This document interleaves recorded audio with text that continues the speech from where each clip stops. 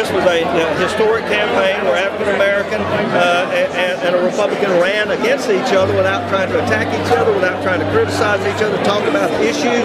I hope that's a template for the future of the way governor races ought to be run. I'm going to depend on Governor Barber in the next year to help mentor us through this, and I'm going to hit the ground running. I think we're going to have our best years ahead of us in Mississippi. And I remember that visit to the White House in 1986 with the JCs when I got to meet Ronald Reagan. And I remember that speech in 1964 when he was talking for Barry Goldwater, who was then running for President of the United States, and he said it is a time for choosing America. Barry Goldwater got 87% of the vote in Mississippi. Imagine that. In 1964, you get your house burnt down being a Republican in Mississippi. Barry Goldwater got 87% of the vote because Ronald Reagan articulated a message. He said it's going to be a shining city on the hill. That you and I have a rendezvous with destiny. Because of Haley Barbour and Kirk Fordyce and all of those that stood on one another's shoulders, we can see farther.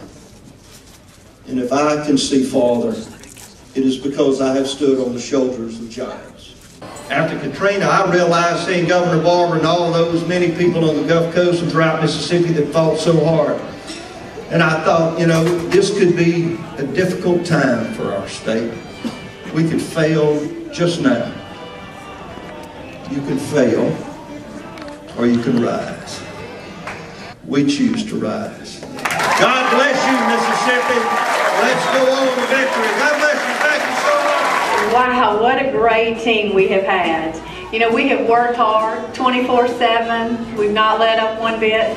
Somebody said, did you all take off in between? Not at all. And that has proven hard work has been successful for all of us. I do want to say, you know, I have been so blessed. People have supported me from all walks of the state. Old friends, new friends. It's just been tremendous. I just cannot tell you all that enough. And I am going to be that treasurer that you can trust. That treasurer that has the open door policy, that treasurer that will be there for you from the very beginning. I am excited about being a public servant. My heart has always been that I felt like public service was my calling and that God wanted me to be in public service in some form of fashion. So I am so humbled to be here to be the state treasurer for the next 4 years.